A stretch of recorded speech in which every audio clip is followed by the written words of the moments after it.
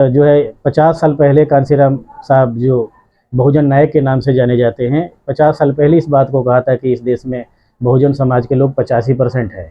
तो अभी जो जातिगत जनगणना का रिजल्ट आया है वो लगभग उस सेम चीज़ें हैं जो माननीय कांसीराम साहब ने 50-60 साल पहले कहा था।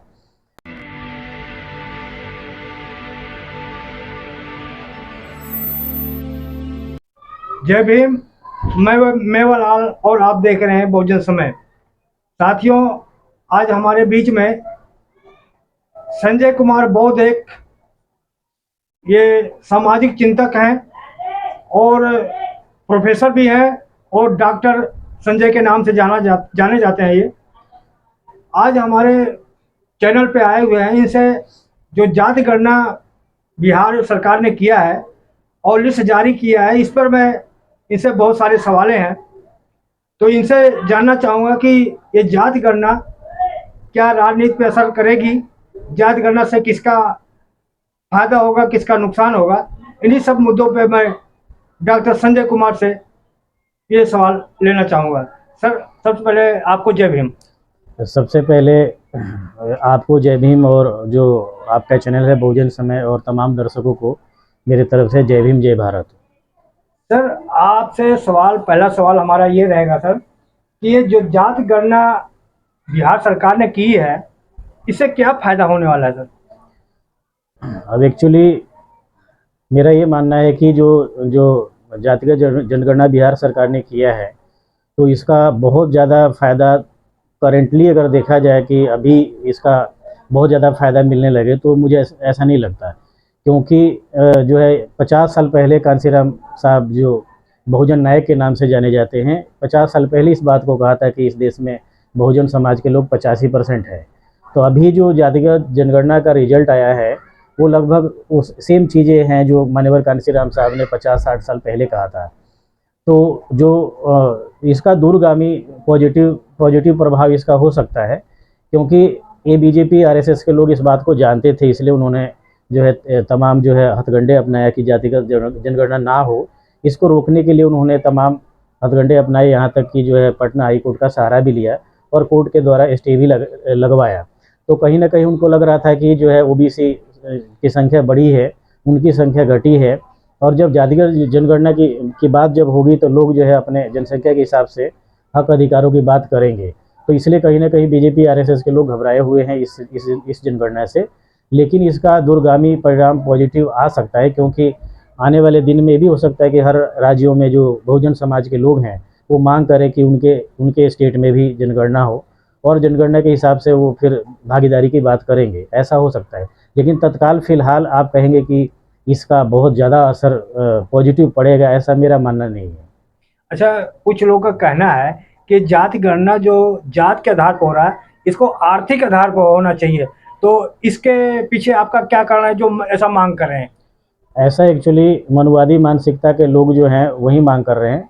बहुजन समाज के जो लोग हैं या जो इंटेलेक्चुअल्स लोग हैं वो कभी इस तरह की अहियात बातें नहीं कर सकते, क्योंकि जातिगत जनगणना केवल भारत में नहीं होती, दुनिया के तमाम देशों में जातिगत जनगणना होती है। तो भारत में सबसे पहले 1931 में अंग्रेजों ने किया था। तो जब जाति में बटा हुआ समाज है तो इसकी जो जनगणना होगी वो जातिगत आधार पे ही होगी। जिन लोगों का ऐसा कहना है कि आर्थिक आधार पर होना चाहिए, तो उन लोगों को मेरा जो है एक संदेश है कि पहले जाति खत्म कर दो पूरे देश से। कोई ऐसा मोदी जी आरएसएस की जो सरकार है, कोई ऐसा बिल लेकर आओ संसद में जिसे जाति व्यवस्था एकदम खत्म हो जाए, उसके बाद आर्थिक आधार पर जो है आप करवा लो। लेकिन जब तक जातियाँ इस देश में है तब तक आर्थिक आधार पर कोई जनगणना जो है नहीं हो सकती, और इसका कोई लॉजिक नहीं बनता है। तो जाति गणना से, जातिवार जो गणना हो रहा है, इससे जातिवाद नहीं फैलेगा? अब इसे आपसे आपसे अगर मैं पूछूं कि आपका क्या ओपिनियन है, तो आप भी अभी जो है मेरा जो ओपिनियन है उसमें हाँ में हाँ मिलाएंगे, क्योंकि जो जातियां जिन लोगों ने बनाई, जिन लोगों ने बहुजन समाज को 6743 जातियों में बांटा, वो आज ये कहते हैं कि जातिगत जनगणना होने से जातिवाद फैलेगा। जातिवाद कैसे फैलेगा? जब उन्होंने जातियां बनाई तब जातिवाद नहीं फैला। एक्चुअली जातिगत जनगणना से फ़ायदा ये होगा कि जो सोया हुआ समाज है वो कम से कम उसको रियलाइज होगा कि उसकी संख्या इतनी है और भागीदारी उसकी जीरो है, कुछ भी नहीं है। तो ऑटोमेटिक एक साइकोलॉजिकल सोच पैदा होगी उसके दिमाग में, फिर वो भागीदारी और हक अधिकार की बात करेगा।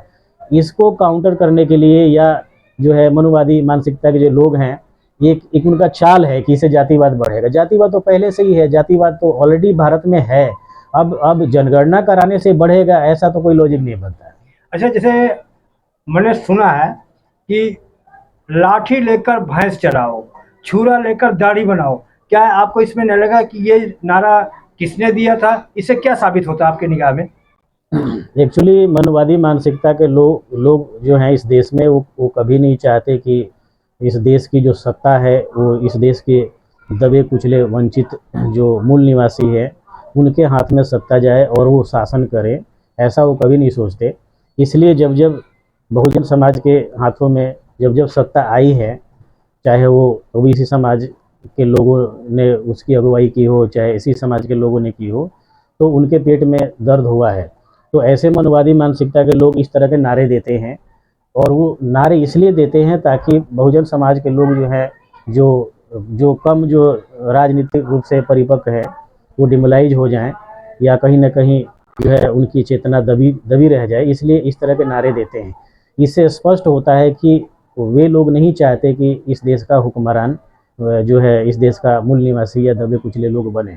अभी जो जो आपका सवाल है, इसका जवाब जो मैं एक उदाहरण से मैं दूंगा। जब बिहार में कर्पूरी ठाकुर जब मुख्यमंत्री बने थे और जब उन्होंने जनसंख्या के आधार पर आरक्षण की बात की, तो उस समय मनुवादियों ने जो है नारा दिया था कि जो है ये आरक्षण कहाँ से आई, कर्पूरी ठाकुर की माई दी आई।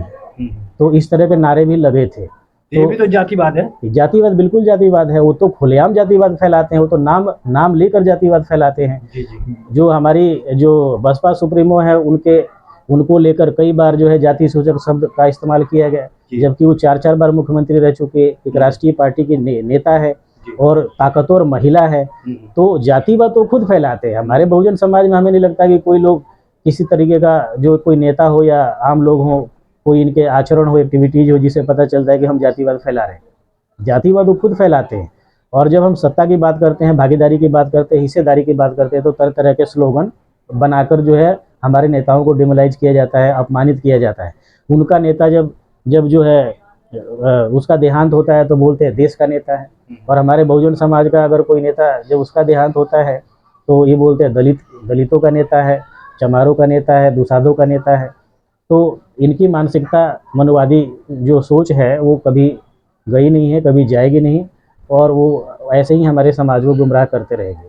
अच्छा, मोदी जी तो अब तो गरीबों के मेहरबान हो गए हैं, अब सिलेंडर का 200 रुपया कम कर दिया है, अब तो पब्लिक तो खुश होगी ना? अब एक्चुअली पब्लिक जो है सब जानती है, ज़्यादातर लोग इस समय जो सोशल मीडिया से जुड़े हैं तो वो इस बात को समझ रहे हैं कि आज पूरे देश में जो है सबसे ज़्यादा महंगाई जो है, महंगाई का दर पूरे देश में है, बेरोजगारी का दर सबसे ज़्यादा है। जिस बिहार में आप जनगणना की बात कर रहे हैं वहाँ पर अभी 13.5% बेरोजगारी का दर है, और बीपीएल जो सबसे गरीब राज्य बिहार है वहाँ अभी भी बीपीएल परिवार में 49% लोग हैं। तो ये तो सब लोग समझ रहे हैं कि चुनाव आने वाला है 2024 में, और चुनाव कैसे जीता जाए। ये मनुवादी पार्टियां, चाहे यही काम पहले कांग्रेस करती थी, अब बीजेपी कर रही है। जब चुनाव आता है तो वो तरह तरह के हथकंडे अपनाते हैं, जिसमें तरह तरह के प्रलोभन दिया जाता है। अब जो गैस सिलेंडर का बात है, तो जो अंधभक्त देश में हैं, जिनको राजनीति से कोई लेना देना नहीं है, सामाजिक चेतना उनकी मरी हुई है, वो खुश हो सकते हैं कि 200 रुपया जो है गैस सिलेंडर पर कम हुआ। लेकिन 2024 के बाद यदि बीजेपी आती है तो ये सिलेंडर 2000 रुपये में मिलेगा। तो ये समझदार लोग इस बात को समझ रहे कि ये चुनावी प्रोपेगेंडा है, और चुनाव जीतने के लिए तरह तरह के जो प्रलोभन दिए जाते हैं उसी का एक मिसाल है। सर, आपने एक बात कही कि कांग्रेस भी क्या कहते हैं ना, इसी तरह से करती थी। अभी तो राहुल गांधी आपको कह रहे हैं कि जिसकी जितनी संख्या बढ़ी उतनी उतनी हिस्सेदारी, आप जनगणना का सपोर्ट कर रहे हैं। आप कैसे उनको बीजेपी से जोड़ दिया? अब एक्चुअली ये कांग्रेस की ये प्लानिंग शुरू से यही प्लानिंग है। इसी प्लानिंग पे कांग्रेस काम करती रही। सबसे ज़्यादा 50 साल तक कांग्रेस राज की इसी प्लानिंग के तहत। तो जो राहुल गांधी कह रहे हैं इसमें नया कुछ भी नहीं है। कांग्रेस भी ऐसे ही करती आई है देश में। अगर कांग्रेस चाहती कि जो इस देश के जो अल्पसंख्यक है या ओबीसी समाज के लोग हैं, एसी समाज के लोग हैं, जनसंख्या के आधार पर जो है इनकी भागीदारी सुनिश्चित होनी चाहिए। तो कांग्रेस कब बहुत पहले इस देश से गरीबी खत्म कर चुकी होती, क्योंकि लंबे समय तक राज उसने किया। ये कांग्रेस ही है, जब दिल्ली में जब चुनाव का मौसम होता था तो झुग्गियों में आग लगवाती थी ये कांग्रेस ही और कांग्रेस के नेता, और आग लगाने के बाद ये पहुंचते थे और लोगों के साथ जो है जो सहानुभूति प्रकट करते थे, और फिर जाकर झुग्गी फिर से नए सिरे से झुग्गी फिर स्थापित करते थे वोट लेने के लिए, और आग भी खुद ही लगवाते थे। ये कांग्रेस ही है कि दिल्ली में गली गली में प्रधानी व्यवस्था जो है, हर जाति से एक प्रधान खड़ा कर दिया और प्रधान को कुछ पैसे दे दिया और सारा वोट ले लिया। तो कांग्रेस ने जो है 50-60 साल से जो इस देश में राज किया है वो तरह तरह के हथकंडे अपनाकर ही किया है, और उसी रास्ते पर आज बीजेपी चल रही है। तो मुझे नहीं लगता है कि कांग्रेस और बीजेपी में कोई बहुत ज़्यादा अंतर है, ऐसा नहीं लगता है। राहुल गांधी तो इसलिए कह रहे हैं क्योंकि कांग्रेस की पॉलिसी रही है कि अब उन्होंने देखा कि भाई जब बिहार में जनगणना हुआ, इस तरह के आंकड़े हैं, तो कुछ ना कुछ बोलना पड़ेगा, कुछ ना कुछ वोट लेने के लिए हमें इसके साथ खड़ा होना पड़ेगा, इसलिए वो बोल रहे हैं। अदरवाइज कांग्रेस जब सत्ता में आती है तो उसका भी चाल चरित्र ऐसा ही रहता है। इसका जीता जागता जो नमूना है राजस्थान में, आप देख सकते हैं राजस्थान में कांग्रेस की सरकार है, अशोक गहलोत वहाँ का सीएम है, और पूरे देश में सबसे ज़्यादा एट्रोसिटीज जो दलितों पर हो रहा है उत्तर प्रदेश के बाद राजस्थान में हो रहा है। तो मैं कैसे मान लूँ कि राहुल गांधी कह रहे हैं तो अगर कांग्रेस की सरकार बनती है तो जनसंख्या के हिसाब से हिस्सेदारी मिल जाएगी, ऐसा तो एटलीस्ट मैं नहीं कह सकता, क्योंकि हम लोगों ने देखा है लंबे समय से कैसे कांग्रेस दोगली राजनीति इस देश में करते आई है, और वही काम अब बीजेपी कर रही है। अच्छा सर, एक दो संविधान है, एक भारतीय संविधान अब है, इसके पहले मनुस्मृति थी। तो जी। मनुस्मृति को जो मानता है तो ब्राह्मण, क्षत्रिय, वैश्य, शूद्र, जी। और जो संविधान को मानता है एससी, एसटी, ओबीसी, जनरल। आप किस में आते हैं सर? आप किसको मानते हैं?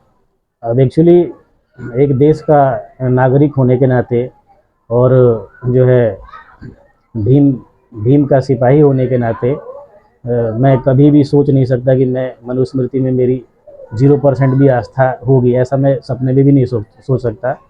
हम संविधान को मानने वाले लोग हैं, संविधान में हमारी पूरी आस्था है, और संविधान ने या बाबा साहब ने 6743 जातियों में बटे हुए जो समाज जो था, जिसको शूद्र समाज कहा जाता है, उसको बाबा साहब ने चार कैटेगरी में उसको लाकर खड़ा कर दिया।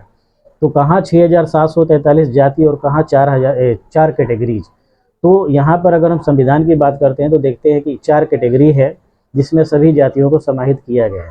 तो निश्चित रूप से ये जाति व्यवस्था ख़त्म तो नहीं हुई इससे, लेकिन जो जाति व्यवस्था जो 6743 है उसको बाबा साहब ने 4 कैटेगरी में करके कम जरूर कर दिया है।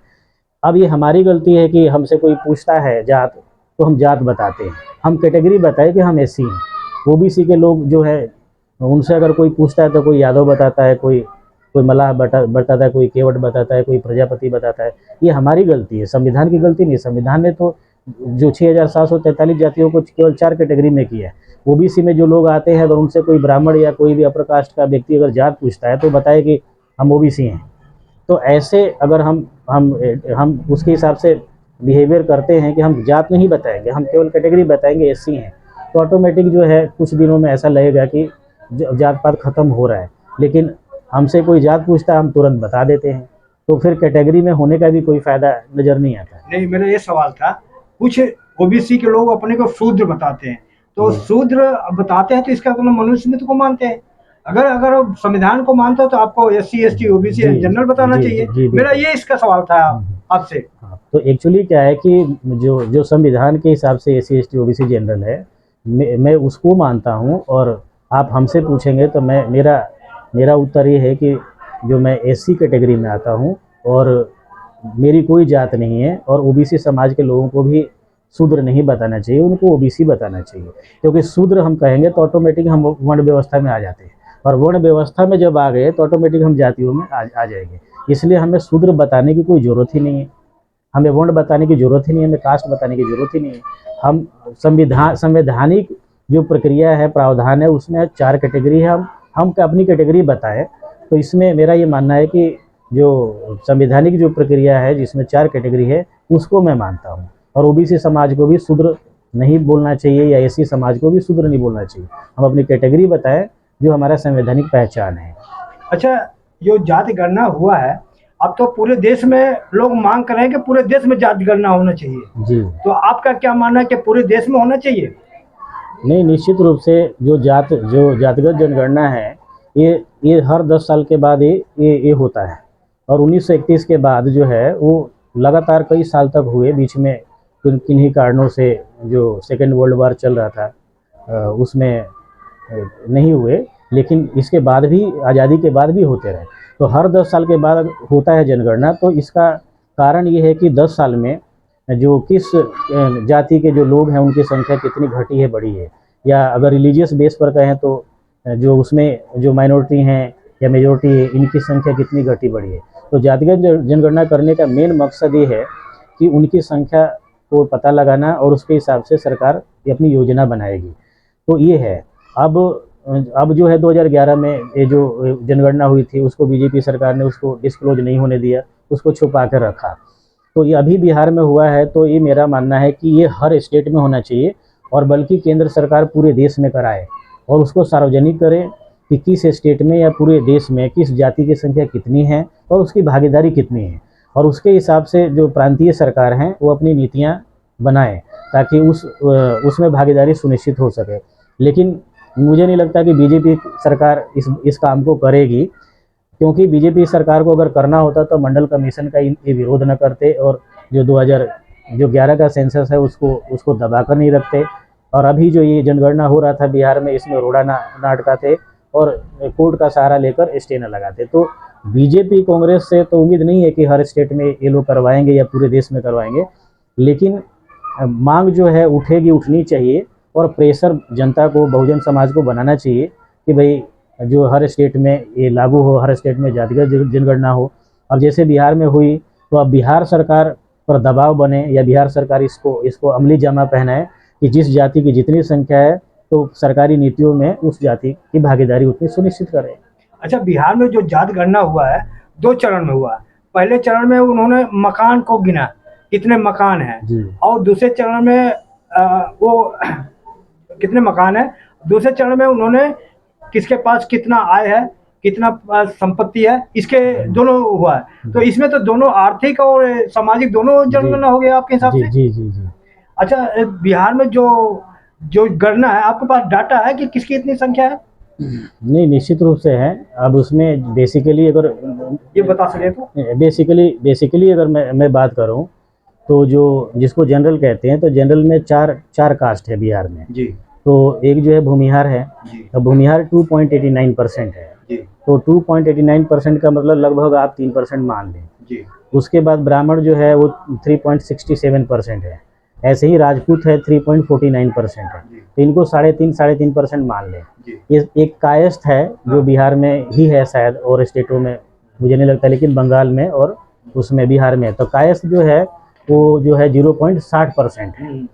यही लगभग मोटा मोटी जनरल का जो आंकड़ा है। अब अगर चारों को मिला दिया जाए तो इनका जनसंख्या बनता है 10.5%, 10.61%। तो इसको आप 10.5% मान ले, चारों को अगर मिला देते।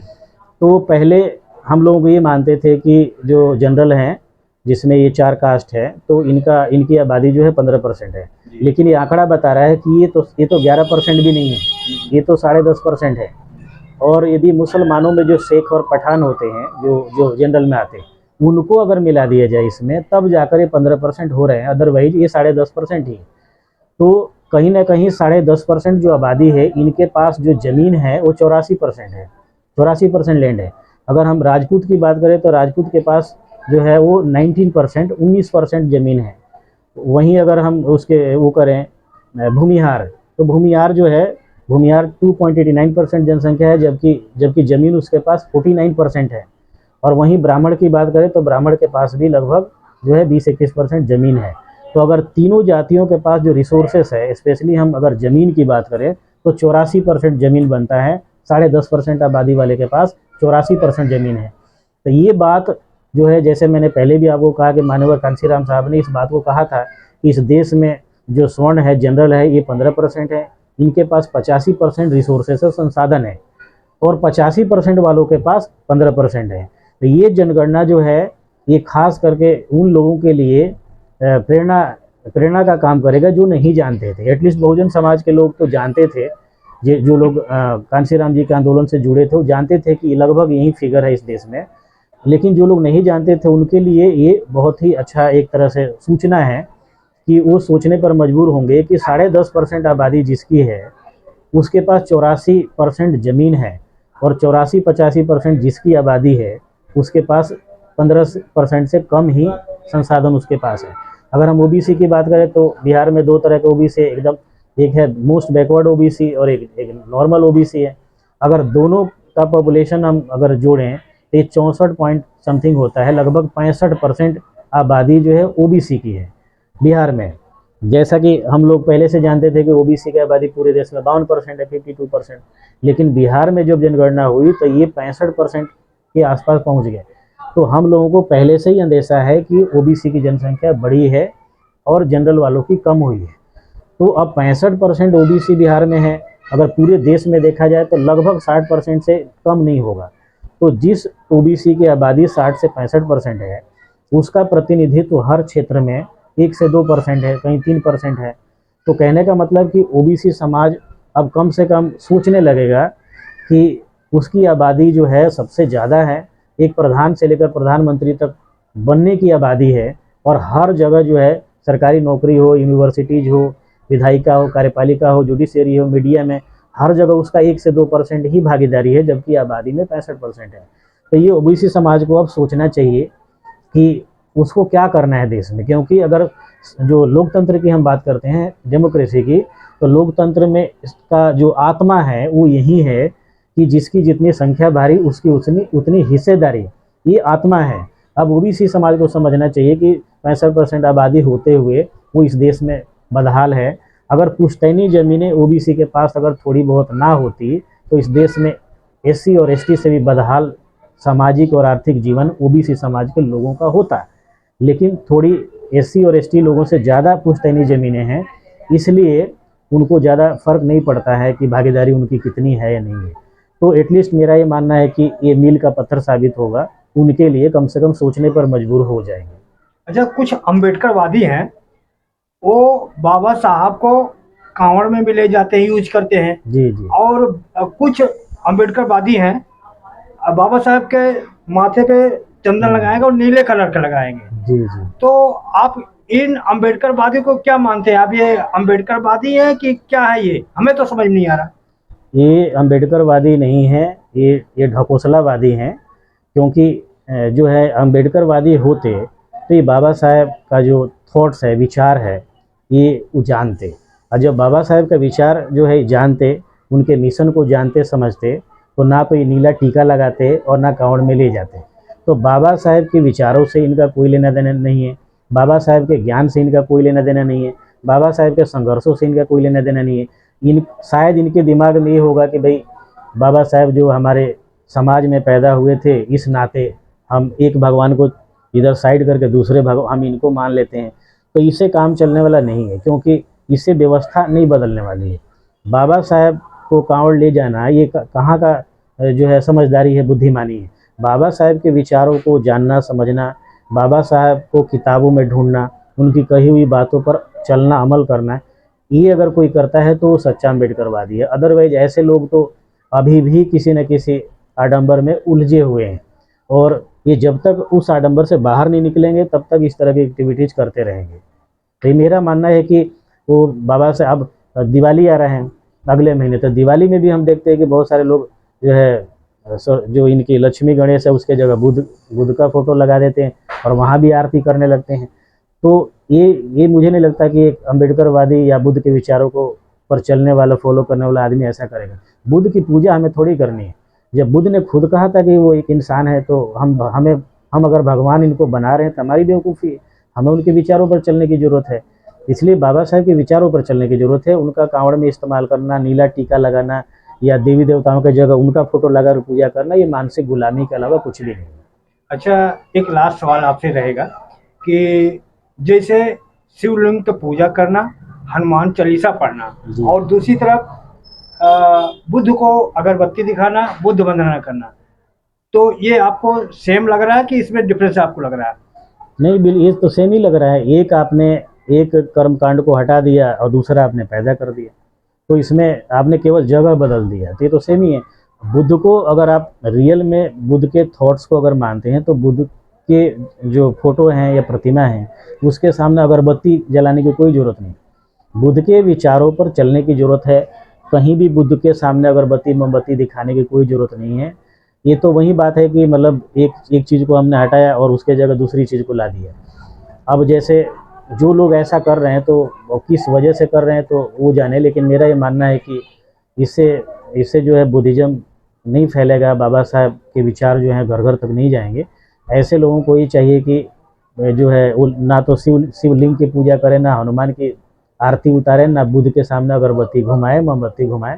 उनको पढ़ने की हाँ, जरूरत है। उनको पढ़ने की ज़रूरत है। अब ऐसे लोग अगर हिंदुइज़्म के बारे में भी पढ़ लें, तो भी उनको समझ में आ जाएगा कि क्या गलती है, क्या सही। बट अफ़सोस तो ये है कि हिंदुइज़्म के बारे में भी वो नहीं जानते हैं, ना पढ़ते हैं, ना बाबा साहब के बारे में पढ़ते हैं। वो केवल अदला-बदली करते हैं, उसका फ़ोटो हटाया, उसका लगा दिया। तो मेरा ये मानना है कि ऐसे जो लोग हैं, उनके लिए मेरा जो है संदेश है कि वो लोग अगर हिंदुइज़्म को मानते हैं, शिवलिंग की पूजा करते हैं, हनुमान की पूजा करते हैं, तो करें, कोई दिक्कत नहीं है, लेकिन उसके बारे में जानें। अगर वो जानेंगे तो उनको आंसर वहाँ भी मिल जाएगा, हमें बताने की ज़रूरत नहीं है। अच्छा, लास्ट में आपसे एक और रह गया। मोदी ने एक अभी बात कही है कि ये जो जाति गणना कर रहे हैं ये विकास विरोधी लोग हैं। आपका क्या मानना है? मोदी तो कहेंगे, इसलिए कहेंगे कि क्योंकि मोदी तो मुखौटा है, असली रिमोट कंट्रोल तो आरएसएस है। और आरएसएस जो है, आरएसएस का जो फाउंडेशन है, नींव है, वो जाति पर आधारित है। आरएसएस का जो विचारधारा है वो लोकतंत्र विरोधी है। आरएसएस का विचारधारा भाईचारा विरोधी है। आरएसएस का विचारधारा जो जो मनुस्मृति है, वर्ण व्यवस्था है, जात पात है, उसके सपोर्ट में है। और मोदी जो है या बीजेपी कह लें, तो बीजेपी उनकी राजनीतिक संगठन है, राजनीतिक पार्टी है, मोदी उसका मुखौटा है। तो मोदी तो वही कहेंगे जो आरएसएस कहती है। अब ये तो समझना बहुजन समाज को न है।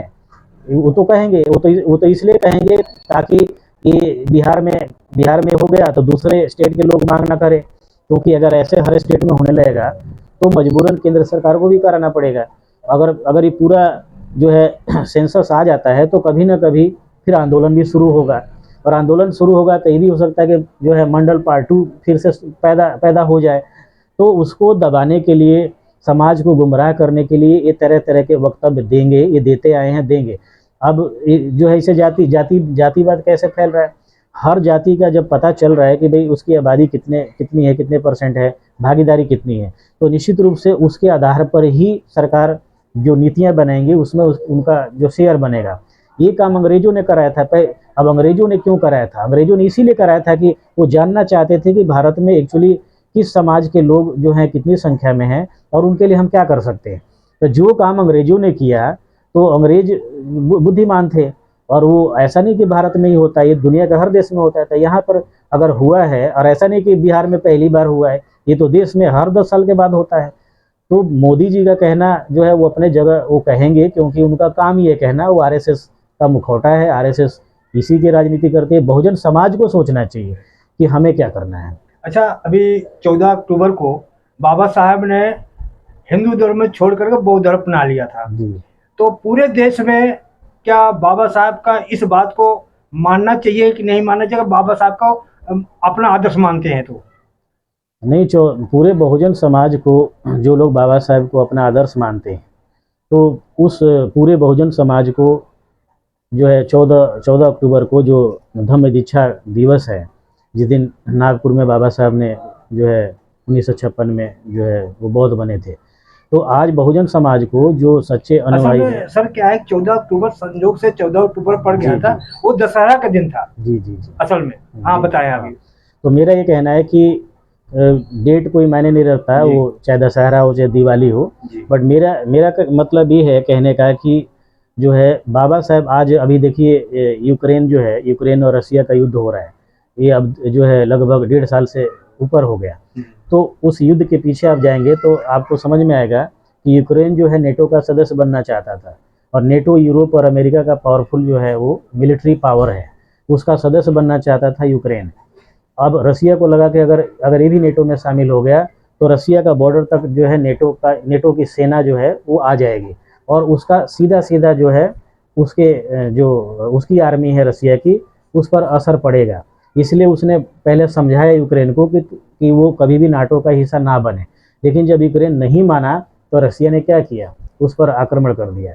तो कहने का मतलब कि एक देश अगर किसी संगठन का सदस्य बनना चाहता है तो वो नहीं बन पाया, और उस देश को ही पूरा बर्बाद कर दिया रसिया ने। बाबा साहेब ने 1956 में जो धम्म दीक्षा जो हुआ था, उसमें 150 से ज़्यादा देश जो जो जहाँ पर भारी संख्या में बुद्धिस्ट है, खासकर एशिया में, तो बाबा साहेब ने इस देश के जो है दलित कुचले समाज हैं उनको 150 देशों का सदस्य बना दिया बाबा साहेब ने। बाबा साहब ने इस बात को स्पष्ट शब्दों में कहा और लिखा कि जो आरक्षण है या संवैधानिक प्रक्रिया है ये ज़्यादा दिन तक रहने वाला नहीं है। अब संविधान जब बदल सकता है, कोई भी व्यक्ति या सरकार बदल सकती है, तो आरक्षण तो कुछ भी नहीं हो, तो जब चाहे तब हटा दें। तो बाबा साहब का इसमें स्पष्ट कहना था कि आजीवन आरक्षण नहीं रहेगा, आजीवन संविधान भी नहीं रहेगा। ये बाबा साहब ने स्पष्ट कहा कि संविधान का भी एक लिमिट है, बहुत चलेगा 300-400 साल चलेगा, उसके बाद इतना ज़्यादा चेंजेज हो जाएगा कि ऑटोमेटिक वो ख़त्म हो जाएगा। इसलिए बाबा साहब ने कहा कि जो आरक्षण है या संविधान है ये टेम्पररी है, ये परमानेंट नहीं है। लेकिन परमानेंट हम आपको जो देकर मैं जा रहा हूँ वो है बुद्धिज्म। आप बौद्ध बनो, जब आप बौद्ध बनेंगे तो ऑटोमेटिक सही और गलत का पहचान आप करने लगेंगे, आपके अंदर तमाम बुराइयां जो है ख़त्म हो जाएंगी। जब आप बौद्ध बनेंगे तो सील का पालन करेंगे, आप ऑटोमेटिक इंसान बन जाएंगे, आप देने वाला बन जाएंगे। जब तक बौद्ध नहीं बनेंगे आप लेने वाला ही रहेंगे। और आज आरक्षण के पीछे ही एक मुझे लगता है कि बहुत बड़ा कारण है, जो लोग बौद्ध नहीं बनना चाहते या नहीं लिखना चाहते, कि उनको लगता है कि आरक्षण खत्म हो जाएगा। अब समय आ गया है कि आरक्षण तो वैसे भी खत्म हो गया, सरकारी कंपनियां वैसे भी नहीं है। तो अब समाज को सोचना चाहिए कि जो है अब भारी से भारी संख्या में बौद्ध बने। अगर हम बौद्ध बनते हैं तो हमारी सारी समस्याओं का समाधान हो जाएगा, क्योंकि अब सरकारी नौकरियां नहीं रही है, जो एक कारण था कि अगर बौद्ध बनेंगे तो हमें नौकरी नहीं मिलेगी। तो बाबा साहब का जो अब जब बाबा साहब दीक्षा की बात किए थे 1956 में, और 1957 में सेकेंड इलेक्शन हुआ था, जनरल इलेक्शन। 1952 में पहला हुआ था पूरे देश में जनरल इलेक्शन, और 57 में दूसरा हुआ था, और 56 में बाबा साहब ने दीक्षा ली। तो बाबा साहब के बहुत सारे अनुयायी थे, वो बाबा साहब के पास आए कि बाबा साहब आप जो दीक्षा का कार्यक्रम है उसको रद्द कीजिए, क्योंकि अगले साल चुनाव होने वाला है। अक्टूबर में दीक्षा लिया और अगले साल जनवरी फरवरी में चुनाव हुआ। तो लोगों ने कहा कि हमारी पार्टी जो है बुरी तरीके से हारेगी, अगर बौद्ध हम बनते हैं तो कोई वोट नहीं देगा। बाबा साहब ने कहा चाहे हारे या जीते, चाहे पूरे देश में एक वोट हमारी पार्टी को ना मिले, लेकिन हम जो तय कर चुके हैं वो करके रहेंगे, क्योंकि बौद्ध बनना हमारे लिए जितना जरूरी है उतना इलेक्शन जीतना या आरक्षण या वो हमारे लिए इतना मायने नहीं रखता। अच्छा डॉक्टर संजय जी, आपको बहुत बहुत धन्यवाद। आपने हमारे सवालों को सही जवाब दिया और आपसे बातें करके हमें बहुत अच्छा लगा, और धन्यवाद आपको। आपको भी मैं तहे दिल से शुक्रिया अदा करता हूँ, और तमाम दर्शकों को भी करता हूँ जो इस चैनल को देखते हैं और हमारी बात को सुनते हैं। ये थे डॉक्टर संजय जी और संजय कुमार बौद्ध जी। आप इनके विचार से कितना आप सहमत हुए और हमारा प्रयास आपको कैसा लगा? यदि हमारा काम आपको अच्छा लगे तो हमारे चैनल को सब्सक्राइब करें, लाइक करें, कमेंट करें और ज्वाइन भी करें। आपका सहयोग, आपका प्रेम हमारे लिए बहुत जरूरी है। धन्यवाद। जय भीम, जय भारत, दिल्ली।